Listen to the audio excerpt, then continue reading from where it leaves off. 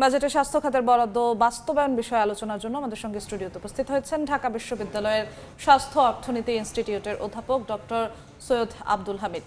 Sir, এই সময় বাণিজ্যে আপনাকে স্বাগত জানাচ্ছি।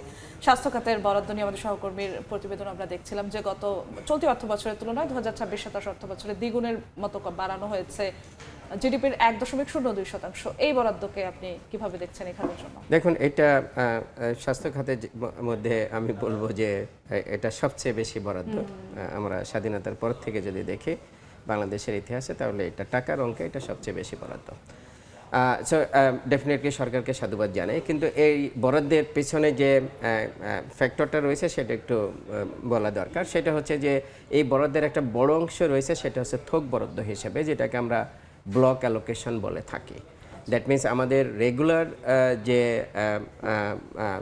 যে খরচটা আছে সেই খরচটার সাথে আমাদের সাধারণত একটা ডেভেলপমেন্ট অংশ থাকে। বাজেটের দুটো অংশ, অপারেটিং এবং ডেভেলপমেন্ট। সো এখানে ডেভেলপমেন্ট অংশের ভেতরেই একটা থোক বরাদ্দ রেখে দেওয়া হয়েছে, সেটা প্রায় 27,600 কোটি টাকার মতো। কেন এই বরাদ্দটা? সেটা হচ্ছে যে সরকার যখন ক্ষমতায় এসেছে 17ই ফেব্রুয়ারি, তার আগেই কিন্তু বাজেটের প্রক্রিয়া অনেক আগে থেকে শুরু হয়ে গেছে। BC-1 যেটা বাজেট সার্কুলার 1, সেটা ডিসেম্বরেই এটা হয়েছিল। সরকার এসে নতুন প্রকল্প, নতুন প্রজেক্ট এটাকে গ্রহণ করা, সেটাকে প্রণয়ন করা এবং সেটাকে একনেকে অনুমোদন করা, এই সুযোগটা পায়নি। সো এখন ব্লক অ্যালোকেশনটা রেখে দেওয়া হচ্ছে।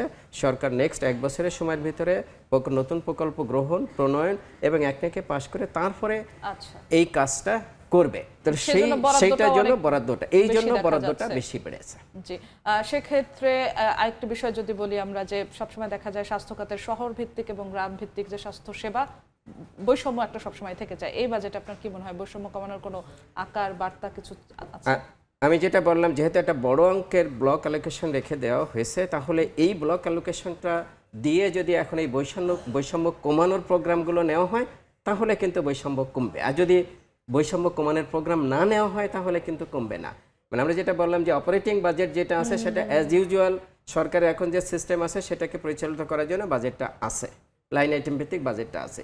এর অতিরিক্ত যে বাজেটটা রেখে দেওয়া হয়েছে ডেভেলপমেন্টের জন্য, সেটা এখন ওপেন আছে যেহেতু ব্লক, তাহলে এখানে যত ধরনের পরিবর্তন করার যায় 1 বছরের ভিতরে, এবং সেটা যেহেতু বাজেট আছে সেটা করার সুযোগ আছে।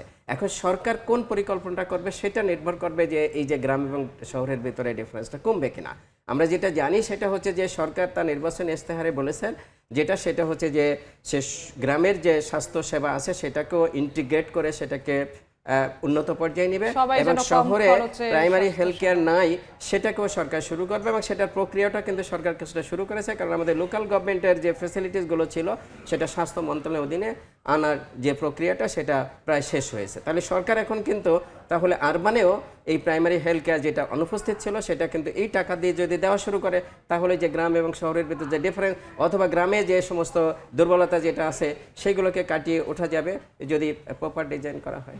সবসময় স্বাস্থ্য সেবায় কত বরাদ্দ হলো কিংবা টাকার অঙ্কের সংখ্যাটা সাধারণ মানুষ কম বোঝে। তারা যেটা বোঝে যে তাদের স্বাস্থ্য সেবা নিতে গিয়ে যেই বড় বড় অঙ্কের খরচ করতে হয় সেটা কি কমবে কিনা, কি মনে হয় সেটা কমাতে হলে কি কি পদক্ষেপ সরকার নেওয়া উচিত? এক্স্যাক্টলি, জনগণের চাওয়া সেটা। জিডিপির 1%, জনগণ জিডিপিও বোঝে না, ন্যাশনাল বাজেটও বোঝে না, কত টাকা খরচ হলো সেটাও বোঝে না। জনগণ যেটা বোঝে যে সে হসপিটালে গেছে, সরকারি স্বাস্থ্য কেন্দ্রে সে গিয়ে দেখলো যেটা, সেটা হচ্ছে যে সে তাকে অ্যাক্সেস দিচ্ছে কিনা, সে সহজে অ্যাক্সেস পাচ্ছে কিনা, সে ডাক্তারটা ঠিকমতো দেখাতে পাচ্ছে কিনা, তার মানে সে সার্ভিসটা যেটা পাওয়ার কথা, সে ডায়াগনস্টিক সেবাটা হসপিটালের ভিতর থেকে পাচ্ছে কিনা, ওষুধটা হসপিটালের ভিতর থেকে পাচ্ছে কিনা, এবং আলটিমেটলি তার ডিজিজ যেটা সেটা হচ্ছে যে সে সেরে উঠতে পারছে কিনা, তাই না? এই যে বিষয়গুলো যদি জনগণ পায়, তাহলে বুঝতে হবে যে এই বাজেট কাজে লেগেছে। তাহলে আমাদের সিস্টেমে যে দুর্বলতাগুলো আছে সেই দুর্বলতাগুলো আইডেন্টিফাইড অলরেডি, বহুত গবেষণা হয়েছে, এটা সবার মুখে মুখে আছে কী কী দুর্বলতা আছে। যেমন প্রথমে যেটা আছে যে আমাদের হসপিটালগুলোতে যে ম্যান পাওয়ার আছে সেই ম্যান পাওয়ারের বহুত পজিশন ফাঁকা আছে। তাহলে এই ম্যান পাওয়ার নিয়োগ করতে হবে। ম্যান পাওয়ার শুধু ডাক্তার না, শুধু নার্স না, আমাদের মেডিকেল টেকনোলজি আছে, আয়া এবং অন্যান্য যে সমস্ত সাপোর্ট স্টাফ আছে সেইগুলো পূরণ করতে হবে। হসপিটালটা ক্লিন থাকে না, হসপিটালের ফুড যারা রোগী যারা খাবারটা খায় সে খাবারের মানটা ভালো না, হসপিটাল ডায়াগনস্টিক সেবা নাই, অপ্রতুল, হসপিটালে সব ধরনের ওষুধ পাওয়া যায় না। তাহলে এই ব্যবস্থাটা যদি করা হয় তাহলে কিন্তু রোগীরা ওখান থেকে বেনিফিটটা পাবে। তাহলে এইটা করার জন্য যে ধরনের মেকানিজম বা যে ধরনের পরিবর্তন বা সংস্কার করা দরকার, সরকার যদি এই টাকা দিয়ে সেটা করে তাহলে বুঝতে হবে যে এই টাকাটা কাজে লেগেছে। জি, আমরা আমাদের সহকর্মীর প্রতিবেদন আলোচনা শুরুতে যেমনটা দেখছিলাম, প্রধানমন্ত্রীর অর্থ পরিকল্পনা উপদেষ্টা বলছিলেন যে স্বাস্থ্য খাতের বেশিরভাগ যে সমস্যা সেটা অনেকভাবে রাজনৈতিকভাবেও সৃষ্ট। তো সুশাসন নিশ্চিতে স্বাস্থ্য খাতে কি কি পদক্ষেপ নেওয়া যেতে পারে? দেখুন, স্বাস্থ্য খাতের বিষয় যেটা হয়েছে সেটা হলো স্বাস্থ্য খাত বর্তমানে সেটা হলো বাংলাদেশ সিভিল সার্ভিসের পার্ট। এখন সিভিল সার্ভিসের পার্ট যখনই হয় তখনই হচ্ছে যে সিভিল সার্ভিসের সমস্ত নিয়মকানুন তাকে মেনে চলতে হয়। দ্যাট মিন তখন সিভিল সার্ভিসের বিষয়টা সেটা হলো সেন্ট্রালাইজড একটা বিষয়। স্বাস্থ্য সেটা হলো প্রত্যেকটা হসপিটাল পরিচালিত হচ্ছে, তার যদি কিছু ফ্লেক্সিবিলিটি না থাকে, তার যদি কিছু ডিসেন্ট্রালাইজড ডিসিশন নেওয়ার মতো ক্ষমতা না থাকে, তাহলে কিন্তু স্বাস্থ্য খাত পরিচালনা করা যায় না। তাহলে এখানে আমাদেরকে ধাপে ধাপে স্বাস্থ্য খাতকে একটু ডিসেন্ট্রালাইজেশনে যেতে হবে। ম্যানেজাররা যেন তারা ফ্লেক্সিবল হইতে খরচ করতে পারে, ডিসিশন নিতে পারে, সেই জায়গাগুলোতে যেতে হবে। সেই জন্য আমাদের সংস্কার কমিশন কিন্তু কতগুলো গুরুত্বপূর্ণ রিকমেন্ডেশন করেছিল যে আমাদের একটা ন্যাশনাল হেলথ কমিশন গঠন করতে হবে, আমাদের রিজিওনাল যে কিছু তৈরি করতে হবে, যে আস্তে আস্তে যাতে ডিসেন্ট্রালাইজেশন করা যায়, রাইট? এই যে বিষয়গুলো আছে সেগুলো যদি করা যায় তাহলে কিন্তু এটা হবে।